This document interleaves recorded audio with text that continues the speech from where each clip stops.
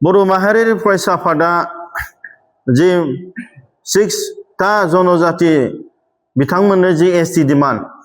बे डिमान्डनि सायावहाय जि क्लेरिफिकेशन बिदों बेनि क्लेरिफिकेशनाव बनसुनि स्टेन्डआ क्लियार आरो जाय समावहाय कुनु बर'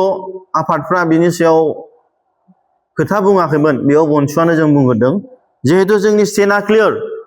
बे बर' हारिनि थामोनथा रैखाथिखौ सोरबा दिनै गोजौ थाखोनि सोरबा नन ट्राइबेलफ्रा दिनै जोंनि बिरोधि खालामनो नागिरनायाव जों जेब्लायबो बनसुआ जों गसंगोन आरो 6टा जनजाति जि बिथांमोननि जि डिमान्ड बे डिमान्डआव बर' माहारियारि फरायसा आफादा जों जेब्लायबो बुंगोन दे बिथांमोननि डिमान्ड खालामनायाव जोंहा बुंनांगौ गैया नाथाय जेब्ला जोंनि बर'फोरनि एबा ट्राइबेलफोरनि बे समयसाया दिनै नाख्रेब जायोब्ला बेवहाय जों क्लियार जों स्टेन्डआ क्लियार जों स्टेन्डआव दङ बे 5 मिनिट आगोलब्लाबो 1 सेकेन्ड आगोलब्लाबो जोंनो बर'फोरनो जोंनो आलादा रायजो होग्रोनांगोन आरो बेनि गेजेराव गुबुन बड'लेण्ड ओनसोलनिफ्राय बेलेग आसामाव थानाय ट्राइबेलफोरनो थाखाय सेपारेट एडमिनिस्ट्रेशन होग्रोनांगोन बेवहाय जोंनि स्टेन्डआ क्लियार आरो बिथांमोना इलिगेल भाबै आयेननि बिरोधि भाबै दे जोंना रेजिस्टार जेनेरेल अफ इन्डियानिफ्राय जि बिथांमोना मोनबा क्राइटेरियाखौ जोंनि फुलफिल खालामनो हायैयावबो पलिटिकेलि बिथांमोना डिमान्ड खालामनायाव जे जोङो पार्लियामेन्ट एबा माबा मोनसे जि पलिसि लाबाय थादों बे पलिसि लानायाव जों गोख्रों भाबै जों स्टेन्ड जागोन कुनु इललिगेलि दे जोंनि बड'लेण्ड डिमान्डआनो दिनैहाय कनस्टिटिउसनेलि मोनसे प्रभिजनेलि जों मोननांगौखा बे बड'लेण्ड डिमान्डखौनो बिथांमोना दिनै जि जों माने कनस्टिटिउसनेलि संबिधानिक जों मोननांगौखौनो होआखैब्ला आसाम बादियावनो दिनै बर'फ्रा हाजोआव दाबो एसटि मोनाखैब्ला अब्ला दिनै गुबुननिफ्राय फैनानै जोंनाव एसटि मोननांगौआ कुनु पसिबल नङा आरो बेयावहाय बनसुआ गोख्रों भाबै जों स्टेन्ड जागोन आरो आइनि भाबैबाबो जोङो दिनै स्टेन्ड जागोन आरो फैबाय थानाय समाव जों बनसुआबो बेनि सायाव जों स्टेन्ड गोख्रों भाबै जों गसंगोन जों गिबियावनो बर' माहारियारि फरायसाफोरा जों जोबोद गोजोननाय मोनदों जे जोङो गोसोखांनांगोन बे थांनाय समाव 2003 आवहाय जेब्ला बिएलटि जोंनि मानगोनां हाग्रामा महिलारिनि दैदेननायाव आरो बिएलटिनि दैदेनगिरिफोरनि दैदेननायाव जेब्ला भारत सरकार आरो आसाम सरकारजों सुक्ति जादोंमोन बेवहाय बर' रावा दिनै मोनसे माने कनस्टिटिउसनेलि जोंनि 8 शेड्युलावहाय दिनै सोजादोंमोन आरो बेनिफ्रायनो बर'आ जोंनि भारत हादराव मोनसे नेशनेल लेंगुवेज हिसाबै राष्ट्रीय भाषा हिसाबै जायगा मोनदोंमोन आरो बेनिफ्रायनो दिनै जोंनि बर'आ मोनसे भारतनि कनस्टिटिउसनाव जे बर' रावजोंबो दिनै लिरनो हाबाय आं बिथांमोनखौ रोजा रोजा साबायखर बावो जोंनि मानगोनां हाग्रामा महिलारि सारजों लोगोसे एक्स पिएलटि दैदेनगिरि बिथांमोना गावसिनि जिउखौ सेक्रिफाइस खालामनानै गावसिनि बेसेन गोसा समखौ सेक्रिफाइस खालामनानै दिनै गोबां मुंख्लं जानायनि गेजेराव दिनै बिथांमोना दे बर' रावखौ बिटिसि गोरोबथानि गेजेराव 8 शेड्युलाव सोनानै दिनै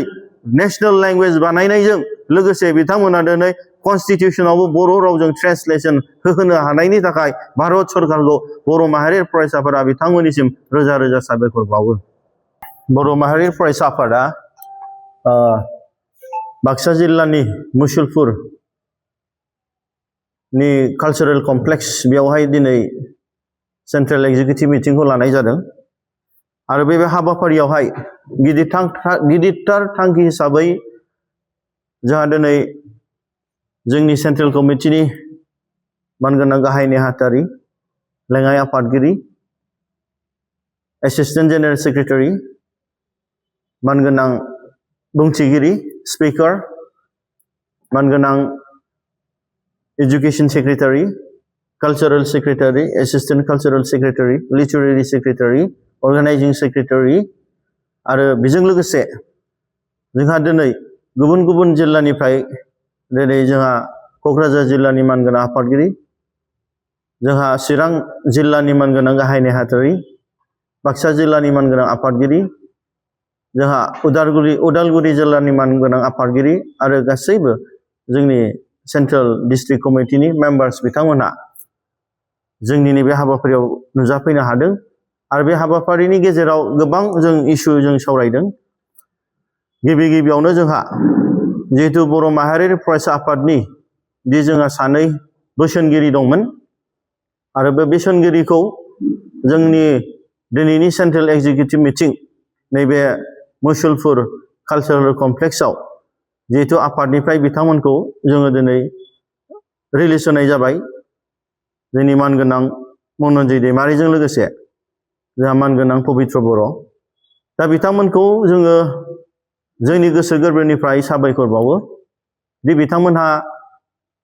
बनसुखौ दाजेननायनिफ्रायनो बर' हारिनि देरसिन सिमां आलादा रायजो सोरजिनायखौ मावफुंनो थाखाय बिथांमोनहा जोंखौ सहाय होबोदों आरो बिथांमोनखौ जों गोसो गोरबोनिफ्राय जोङो साबायखर बावो दिनैहाय जोङो बिथांमोनखौ जोंनि हाउसनिफ्राय जों बिथांमोननि जि सेक्रिफाइस आरो कन्ट्रिबिउसनखौ जों मान बावनानै बिथांमोनखौ जोंनि आफादनिफ्राय जों दिनै रिलिज होनाय जाबाय आरो बिथांमोनहा दिनै बनसुनिफ्राय एबा बनसुनि जानानै बिथांमोनहा रिप्रेजेन्ट एबा बिथांमोनहा बनसुनि जानानै जोंनि खामानि मावनाय नंलिया आरो थांनाय समाव बेजों लोगोसे थांनाय समावहाय जोंनि मानगोनां बोसोनगिरि सानैया बिथांमोना जितु सेन्ट्रेल कमिटिनि डिस्ट्रिक्ट जिल्लानि जितु सेन्ट्रेल कमिटि बनसुनि कनसेन्ट गैयालासिनो जिहेतु मोनसे इनचार्ज हिसाबै दादोंमोन आरो बे इनचार्ज होननायखौबो दिनै जोंनि हाउसआव डिजल्भ खालामनाय जाबाय आरो जाय बिथांमोनहा इनचार्ज मोनदोंमोन बिथांमोनहाबो आस इट इज जिहेतु जोंहा सेन्ट्रेल बनसुनि एक्जिकिउटिभ मिटिंआव डिसिसन लानाय बादि जिहेतु बिथांमोनहा जि पस्टआव दंमोन बे पस्टआवनो थानानै बनसुनि बिबानखौ मावलांथोंसै आरो बनसुनि जि टारगेट आलादा रायजो सोरजिनायाव दिनै बिथांमोनहा मावफिनथोंसै होननानै जोंनि बे हाउसआव जों डिसिसन लानाय जाबाय आरो बे नैथि हाबाफारि हिसाबै जोंनि बर' माहारि फरायसा आफादा बे जोंनि बर'फोरनि देरसिन सिमां आलादा रायजो सोरजिनाय बड'लेण्ड सेपारेट स्टेट बर' हारिनि थामोनथा रैखाथिनि थाखाय जि जों जोनोम मोनदों दा जोंहा दिनै बोसोरफ्रामबो बनसुआ जोनोम मोननायनि गेजेराव बर' हारिनि देरसिन सिमां आलादा रायजो बड'लेण्ड सेपारेट स्टेट बेखौ जों फोथांनानै लाखिनो थाखाय आरो बेखौ जों मोनफुंनो थाखाय आरो मुंख्लंफोरनि जि आद्रा थानाय सिमांखौ जों मोगथां महर होनो थाखाय जों दिनै नांबोबाय थादों एबारबो जिहेतु जोंहा डिसेम्बर दाननि 1 थारिखनिफ्राय 19 थारिखसिम जि पार्लियामेन्ट सेसन जागोन बे पार्लियामेन्ट सेसनाव जोङो दिनै आलादा रायजो सोरजिनायखौ जोङो गोख्रों भाबै जों बाहागो लानो थाखाय जों दिनै फाइनाल डिसिसन लाबाय आरो फैगौ डिसेम्बर दाननि 18 थारिख दानावहाय जोंनि धर्ना दिल्लीयावहाय जन्तर मन्तराव बे जानो थांसिगोन आरो बे दिनै फाइनाल मोनसे डिसिसनाव फैबाय दा जों मोनफ्रोमबो जोंनि जिल्लानि आरो सेन्ट्रेल कमिटिनि दैदेनगिरि बर' माहारियारि फरायसा आफादजों लोगोसे साफ्रोमबो जोंनि गेदेमा रायजो राजा जोंनि बर' हारिखौ मोजां मोनग्रा साफ्रोमनिसिमबो जोंनि अननाय आरो सिबिनायखौ जोंनि जि थांखि दं बे थांखिखौ जाफुंसार होनो थाखाय आशीर्बाद हरगोन होननानै आं आसा खालामनाय थाबाय आरो बेजों लोगोसे जोंनि बर' माहारियारि फरायसा आफादा फैबाय थानाय समाव जि बर' हारिनि देरसिन सिमां आलादा रायजो सेपारेट स्टेट बड'लेण्डखौ जाफुंसार होनायाव जों गोख्रों भाबै जों आवगायलांगोन आरो जोंनि जि डिमान्ड बे डिमान्डखौ एबा जों हाबसिननिफ्राय हामसिन जोंनि टारगेटखौ सहैनो थाखाय जों दिनै आवगायलांगोन